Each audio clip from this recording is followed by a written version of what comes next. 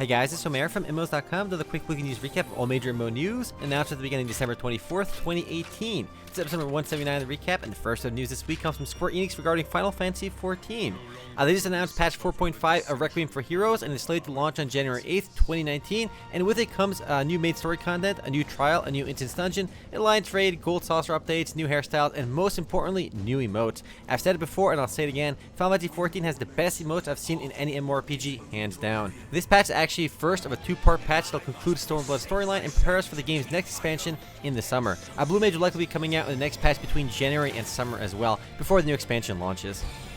Next up, some big Star Citizen news. Now, we don't talk too much about Star Citizen in the weekly recap, but they had a giant reveal this last week. So they raised $46 million in funding from an outside investor, valuing the company at $460 million. So that outside investor paid $46 million for 10% ownership of the company that owns Star Citizen.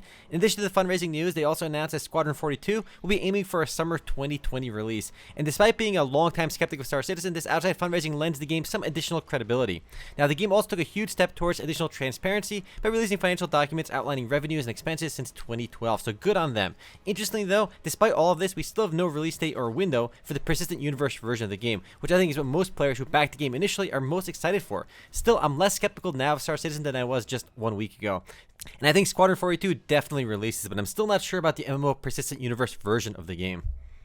Anyway, also in crowdfunded MMO news, Crowfall ran their first campaign this last week as pre-alpha 5.8 launched. Now, these alpha campaigns are basically test runs and won't come with any rewards attached to them, but will help prepare Crowfall for launch for their official campaign sometime later. Now, these are open to backers, and anyone can purchase access to starter packs now as well. Now, while Crowfall certainly is taking its sweet time, it's at least making some progress.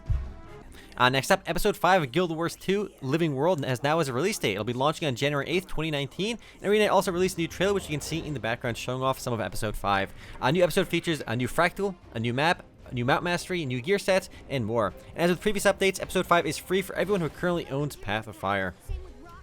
Next, despite launching a big expansion earlier this month, MapleStory 2 has another big expansion planned for the summer of 2019, along with a smaller update launching sometime in January of 2019. And this is all according to Nexon America head Jung-Soo Lee. And Lee also mentioned that Nexon is actively listening to player feedback, and that they've clearly heard players complain about the game's problem regarding the randomization of progression because of gear drops. They've heard that, and they're going to be listening to the player feedback. Now, of course, what's left is for them to actually implement player feedback, and we'll see if that actually happens. It's good that they're communicating with players, though. And it's great to see some visibility on upcoming updates, too. Next up, also speaking of future content updates, Elder Scrolls Online's executive producer Richard Lampert promised something truly special in 2019, according to his latest creative director's letter. Now, 2019 will be the game's 5th year anniversary as well, and there'll be something special update released for that too, and it'll be coming sometime in early 2019. No word on what that is just yet, but at least it's coming out soon. Next, Black Desert Online is finally taking pre-orders for its Xbox One release on January 7th. This is when pre-orders are opening, so the game itself should be launching hopefully within a month or so after they begin taking pre-orders. I do find it pretty nuts that the console version hasn't even launched yet, despite holding a limited open beta already back in November. Supposedly the console version is supposed to be super optimized for console play, so perhaps it's worth the wait. Plus, it'll actually have a different storyline in the console version as well, which will differentiate it from the PC version. On the positive side, at least things are chugging along with the PC version, with the game's winter events set to begin on December 26th, so you can start looking forward to those. Next up, some interesting industry news from SuperData Research. They released their November 2018 Worldwide Digital Spending Report, and it shows that League of Legends retook the #1 spot as the highest grossing PC game in the month of November. Pokemon Go took the #1 spot on mobile as well. Perhaps more interestingly though, SuperData also released a neat graphic on their Twitter account showing the highest grossing free-to-play games in the world in 2018 so far. And the most surprising thing to me was QQ Speed, a Chinese mobile racing game, outranking League of Legends. A game that most of you probably never heard of made more money in 2018 than League of Legends and probably some of your other favorite games.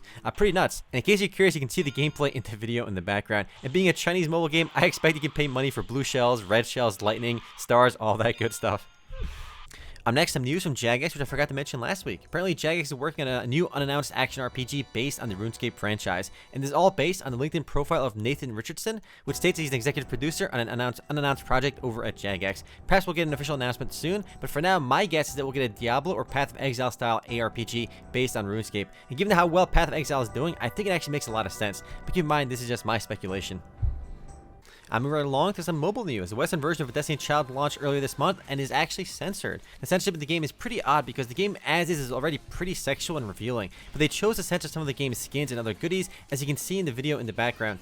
And personally, I do prefer the Korean version with more skins showing, obviously. While self-censorship for these games is always kind of meh in my opinion, it just kind of didn't make sense for Destiny Child because there's already so many things in the game that's more lewd than the skins they're showing in the background. But still, they didn't bother censoring those. On the positive side though, Android users can actually apply a patch to the game to uncensor it. Unfortunately, this option isn't available for iOS. Next up, MapleStory M launched a big update this last week, which introduced the Dragon Master class Evan to the game, which anyone who played the PC version should already be familiar with.